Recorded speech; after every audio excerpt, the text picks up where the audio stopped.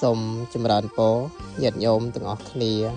នេះជាតតភាពដែលញាតិញោមបងប្អូនបានមកលេងកម្សាន្តនៅជើងភ្នំដំរីរមៀលគឺនៅថ្ងៃអាទិត្យទី22ខែមិថុនាឆ្នាំ2025នេះដំរីរមៀលគិរីបុព្វតានេះគឺជាកំណត់ត្រាមួយយ៉ាងសំខាន់ដែលជើងភ្នំដំរីរមៀលយើង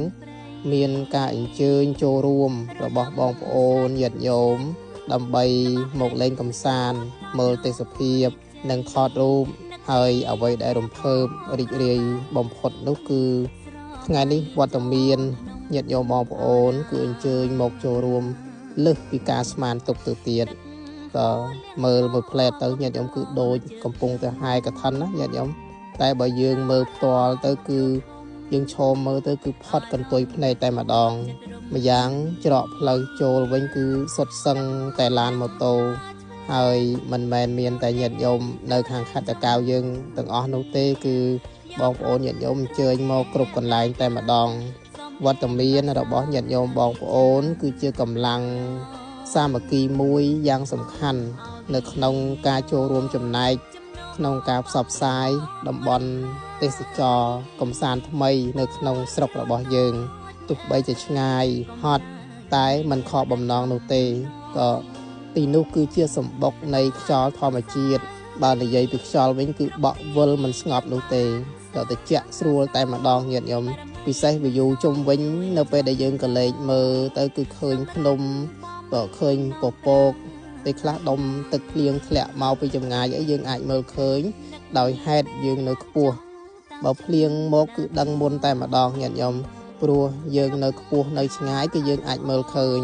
លើកលែងតែភ្លៀងមកពីទិសខាងលិចទេងងឹតមើលអត់ឃើញតែមេឃងងឹតមួយផ្លែត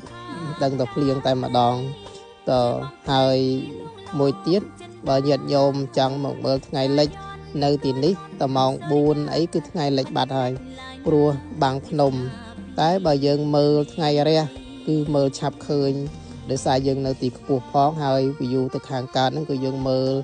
ជុំវិញបានហើយកាលពីថ្ងៃអាទិត្យនេះផងដែរគឺមានការចូលរួមរបស់ក្រុមសម្ដែងពូត្រូលគឺ The Troll Cambodia ដែលពួកគាត់ក៏មានវត្តមានចូលរួមជាមួយនឹងបងប្អូននៅថ្ងៃនោះផងដែរគ្រាន់តែការអញ្ជើញរបស់ពួកគាត់មកនាពេលនោះគឺរៀងយប់បន្តិចចុងក្រោយខ្ញុំកណាអាត្មាភាពសូមអរព្រះគុណនិងអរគុណខ្លាំងមែនទែនចំពោះវត្តមាន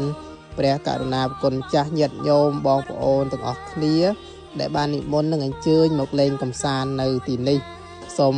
ប្រគេនជូនពរឲ្យបានសេចក្តីសុខសេចក្តីចម្រើនសូមសុខសប្បាយនៅក្នុងការធ្វើដំណើរ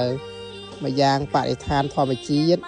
ស្រឡាញ់ធម្មជាតិគឺស្រឡាញ់ខ្លួនឯងទុកដាក់សម្រាមដែលយើងហូបហើយនៅក្នុងបាវដែលចងក្បែរដើមឈើនោះផងសម្អាតទីកន្លែងដែលយើងហូបហើយថ្ងៃក្រោយទីនេះគឺនៅតែស្អាតជានិច្ចសូមចម្រើនពរលា